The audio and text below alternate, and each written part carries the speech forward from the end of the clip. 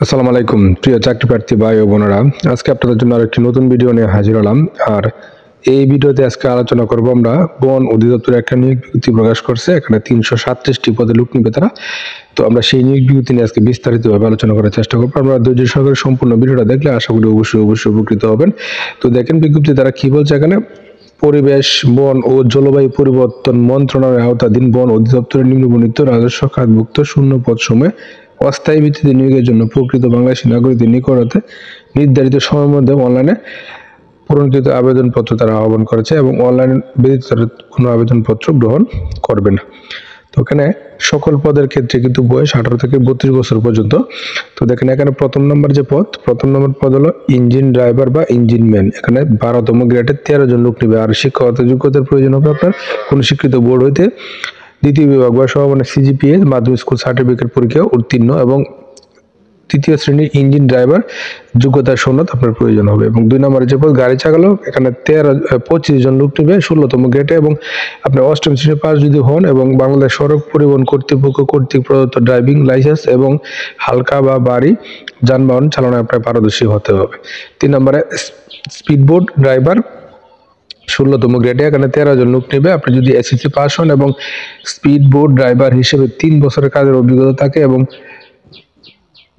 অথবা মাধ্যমিক school certificate পরীক্ষা উত্তীর্ণ এবং স্পিড বোট অপারেটর সনদধারী হতে হবে, তাহলে আপনি এই পদে আবেদন করতে পারবেন। এবং সর্বশেষ যে পদ বন অধিদপ্তর, এখানে 286 জন লোক নেবে। বন অধিদপ্তরে বন প্রহরী পদে 286 জন লোক নেবে 17তম গ্রেডে এবং উচ্চ মাধ্যমিক সার্টিফিকেট পরীক্ষা উত্তীর্ণ হতে হবে, অর্থাৎ আপনাকে আইএ পাস হতে হবে এবং উচ্চতা 163 সেন্টিমিটার, বুকের মাপ 76 সেন্টিমিটার হলে আপনি এই পদের জন্য যোগ্য। এবং এই যে পদগুলো টোটাল 4টি পদে তারা 337 জন লোক নিবে। এই পদগুলোতে যদি আপনি আবেদন করতে চান তাহলে আপনাকে অবশ্যই আরো কিছু শর্ত মানতে হবে। শর্তগুলো কি কি দেখেন, কি বলা হয়েছে এখানে। নিয়োগের ক্ষেত্রে সরকারের প্রচলিত বিধিবিধান, কোটা পদ্ধতি এবং সংক্রান্ত সর্বশেষ যে সংশোধনী তা এখানে অনুসরণ করা হবে এবং প্রার্থীর সকল ক্ষেত্রে বয়স 1 জানুয়ারি 2025 তারিখে 18 থেকে 32 বছরের মধ্যে হতে হবে এবং অ্যাফিডেভিট গ্রহণযোগ্য নয়। এবং লিখিত প্রয়োজনে বাছাই পরীক্ষা সহ মৌখিক ও ব্যবহারিক পরীক্ষায় অংশগ্রহণের জন্য তারা কোনো টিএডি প্রদান করবে না এবং আবেদনকারীকে তার সর্বশেষ অর্জিত শিক্ষাগত যোগ্যতার তথ্য আবশ্যিকভাবে উল্লেখ করতে হবে এবং এক জেলার বাসিন্দা অন্য জেলার বাসিন্দা হিসেবে আবেদন করতে পারবে না। এবং সরকারি আধা সরকারি স্বায়ত্তশাসিত প্রতিষ্ঠান যারা কর্মরত আছেন তারা মৌখিক পরীক্ষার সময় অনাপত্তিপত্র মূল কপি জমা দিতে হবে। এক্ষেত্রে অগ্রিম কোনো কপি তারা গ্রহণ করবে না। এবং আবেদনপত্র গ্রহণ ও পরীক্ষার ফি জমা দেওয়ার শুরু তারিখ 29 জানুয়ারি 2025 তারিখ সকাল 10টায় এবং শেষ তারিখ হলো মার্চের 2 তারিখ 2025 বিকাল 5টা। এই সময়ের মধ্যে তারা আবেদন গ্রহণ করবে এবং ডাকযোগে বা সরাসরি কোনো আবেদনপত্র তারা গ্রহণ করবে না। এবং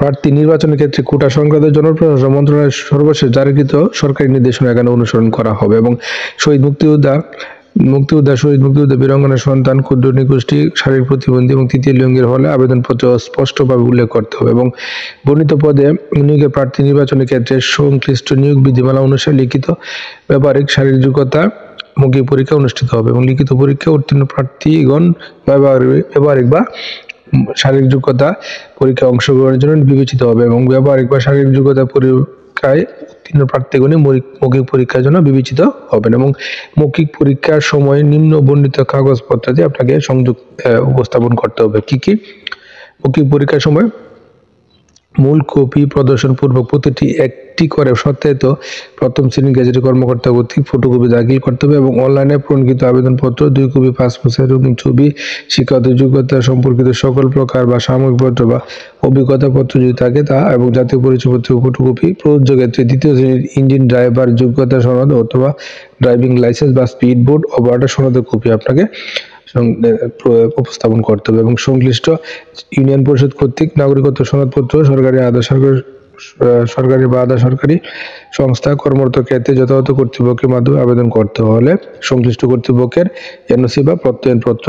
এবং বীর মুক্তিযোদ্ধা, শহীদ মুক্তিযোদ্ধা, শারীরিক প্রতিবন্ধী, বীরাঙ্গনার ক্ষেত্রে আপনার উপযুক্ত কর্তৃপক্ষ কর্তৃক প্রদত্ত সনদপত্র এবং ভুল ত্রুটি ও সম্পূর্ণ বিলম্বপ্রাপ্ত আবেদন তারা গ্রহণ করবে না। এবং আবেদনকারীর নাম, পিতার নাম, মাতার নাম, জন্ম তারিখ, নিজ জেলা সহ অন্যান্য সকল তথ্য সংশ্লিষ্ট সনদে যেভাবে লেখা আছে তা অনলাইনে আবেদন ফর্মে এবং পরবর্তীতে সেভাবে লিখতে হবে। এবং একাধিক নিয়োগকারী কর্তৃপক্ষ বিজ্ঞপ্তিতে উল্লেখ্য পদের সংখ্যা হ্রাস বৃদ্ধি করতে পারে। এবং আপনি যদি এই পদগুলোতে আবেদন করতে চান তাহলে আপনাকে কোন ওয়েবসাইটে প্রবেশ করতে হবে। দেখেন এই ওয়েবসাইটটা হলো এই যে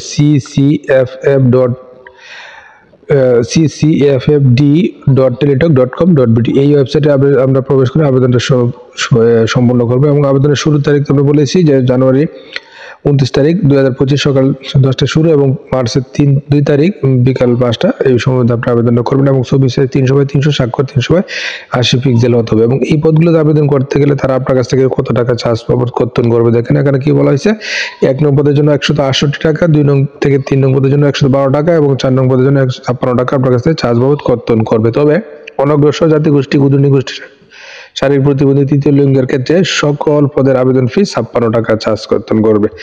তো এছাড়া আরো অনেকগুলো শর্ত আছে, আপনারা সবগুলো শর্ত পড়বেন, পরে বুঝে শুনে নির্ধারিত আবেদনটা করবেন। আর প্রথমে নিয়োগটা সম্পর্কে ভালো খোঁজ খবর নেবেন, নিয়ে তারপরে বুঝে শুনে আবেদনটা করবেন। আর প্রতিদিন আপডেট চাকরির খবর পেতে অবশ্যই আমার চ্যানেল আর পেজটার সঙ্গে থাকবেন।